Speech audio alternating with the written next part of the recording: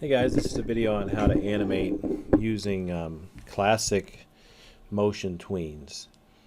There's more than one way to do this, but this is one of the ways that I think you'll like on this particular assignment. So this is a character that is essentially, he's broken up so that he can be rigged, but he doesn't have a bone. Well, he's not going to have a bone structure. And by the way, it could be a girl. I don't know. But here's our creature that we're messing around with today. And part of the assignment is to make it do something. Now, what do we want it to do?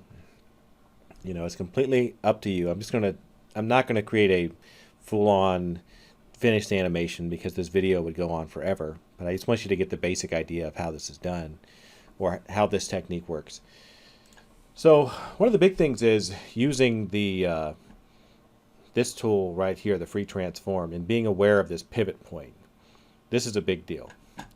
So I'm aware of this pivot point, and so should you. You know, so this is the right shoulder, and you know, because call me Captain Obvious, I felt like you should know that. So I'm going to select everything at the 3-second mark and add a frame.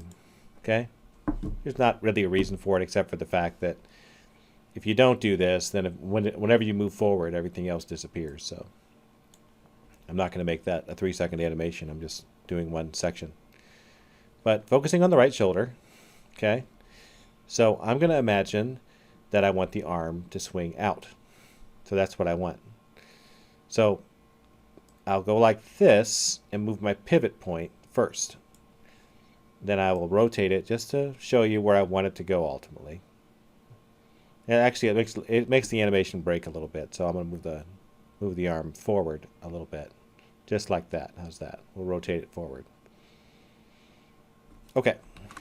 So the next step is move that pivot point, and then over here at the let's say I don't want this to last very long, so I'll put this right in the middle.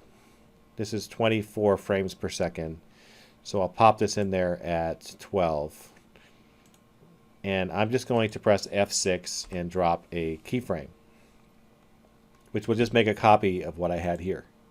Then I click between and click create classic tween. Now I'm going to rotate this guy on frame 12, just like that. And as you can see, my tween is working. And I could adjust the ease and stuff like that, but I'm not going to mess around with that.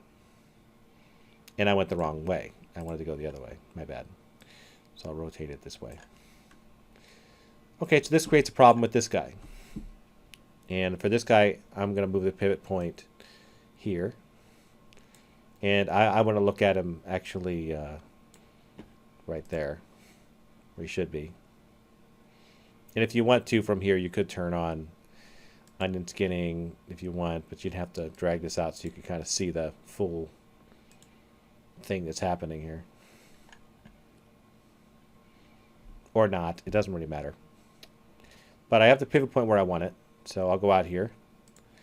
Same frame, F6, right-click, and again, create classic tween, right? Okay, so there we go. Click this frame. And I'm going to move this in. In fact, I might just move it down. How about right there? Now let me look at this guy. I'll just go like this and I can see it work. The arm dropped a little further than I wanted it to, so I'm going to pick this up.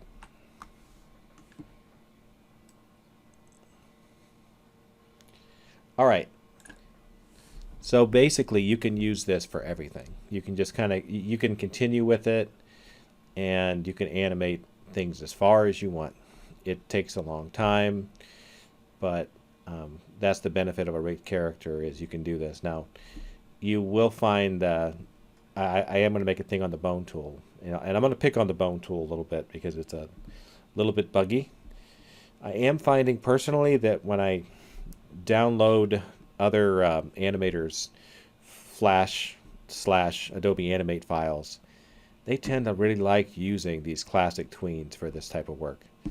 I know that regular motion tweens are tempting. I'm not saying they don't work, but they don't let you control the pivot point the way this does. And you're welcome to try, but this is the method I'm suggesting.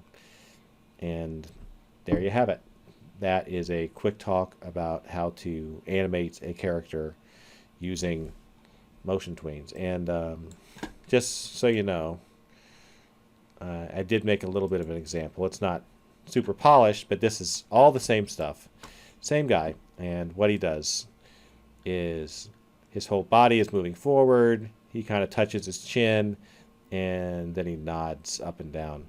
The thing I didn't do that I planned on doing here was to actually make the jaw move with him. Kind of looks like he's munching, you know. So if I wanted the jaw to move with him, again, it would just be the process of F6. Maybe I would make the jaw drop down here. F6, move the jaw up here. F6, drop the jaw down here. F6, move it up. F6, move it down. Actually, no, move it up. F6, drop it down. And then F6, move it up. And then all you have to do is keep adding classic tweens in here. In fact, I'll select all these and just create classic tweens. And now check it out. So I don't like that part. So it's an easy fix. All I have to do is move this up a little higher.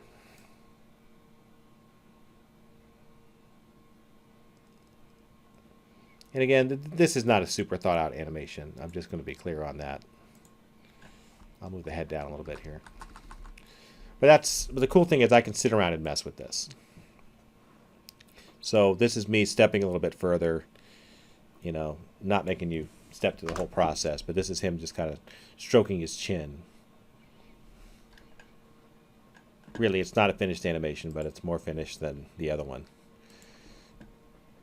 The goal would be for you to spend a couple of hours, a few hours, just really getting this down, making a legitimate little animation here. And you could use multiple movie clips if you wanted to. Moving his legs is actually pretty easy. This is stuff that we'll dig into and drill into in class. The video is getting too long here, so I'm going to cut us off. But you get the point. I hope.